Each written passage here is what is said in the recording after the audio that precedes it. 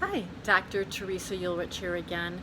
Today I was going to show you a little inventory of some of the equipment that I have. I'm sorry for the poor lighting. I'm actually in my garage. My husband has allocated one small portion of the garage for my equipment. If you're anything like me and you've been keeping freshwater or saltwater fish for any amount of time, you've probably accumulated different kinds of equipment. So I'm just going to show you a little bit of what I have. I know it doesn't look very organized, but it actually is. So let me just start here. 15-gallon aquarium. Here I have maybe a 1.5-gallon aquarium. Back here, a 2.5-gallon long. Different sponges, power heads, supplements. You'll see what looks like to be cut out 2-liter bottles for hatching out brine shrimp hatcheries. Here's a 10-gallon tank, and it's filled with a lot of the things that I'm going to consider when I build my dwarf environment. I have a breeder net. Here is a pile of different air pumps, a little hard to see. And back here I actually use one of the garage storage units that most people use for nails and different things like that for some of my smaller equipment to help keep it organized. I also have here a couple of 2-gallon hectagonal aquariums and some fish bowls made of glass.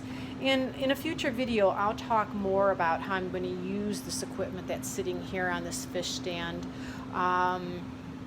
But right now I wanted to show you some of the things that I have. And as a fish keeper yourself, you may have some equipment that you have accumulated over the years.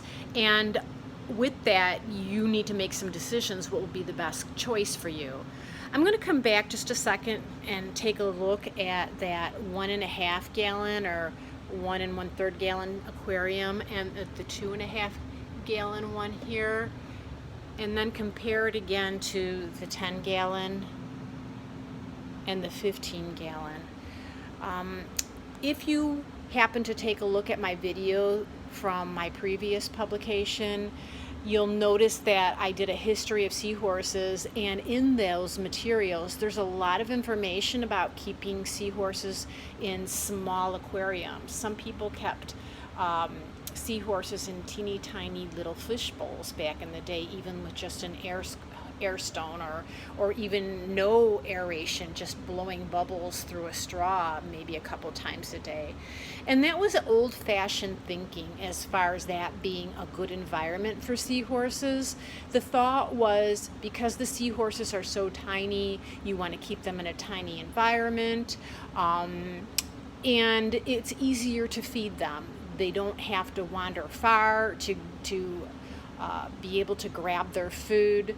And basically it was just a way to make sure that food was at the density that the seahorses needed to successfully grow.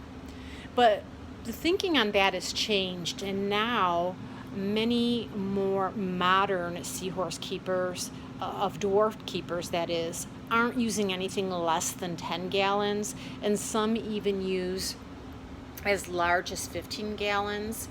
Now the rationale behind that is that it is extremely difficult to keep good water quality in those smaller tanks, and you either have to change as much as 50% of the water every day, or maybe a couple times a week completely switch out tanks with brand new ones, because you have to get in there, you have to keep the sides clean, you don't want different bacteria to build up in there and compromise the seahorse's health.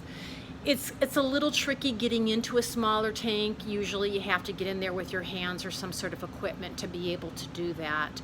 Also a concern, even if you are dedicated with the small water changes on a regular basis, you're constantly changing drastically the water quality, and that just creates stress on the seahorses. When you go with a larger environment for the seahorses, then you don't have to do the water changes as often. The water quality stays more stable.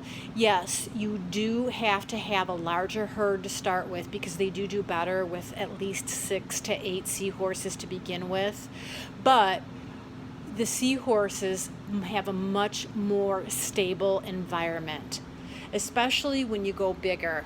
I don't know that I would recommend going bigger than the 15 gallons, but definitely the water quality won't be as much of a concern. It's a lot easier working in and out of those tanks if you're using your hands or other equipment to fit in there. And if you think about it, when we talk about seahorses in their natural environment, they don't live in just one little tiny area that's only 6 inches by 6 inches or 16 inches by 20 inches or anything of that size.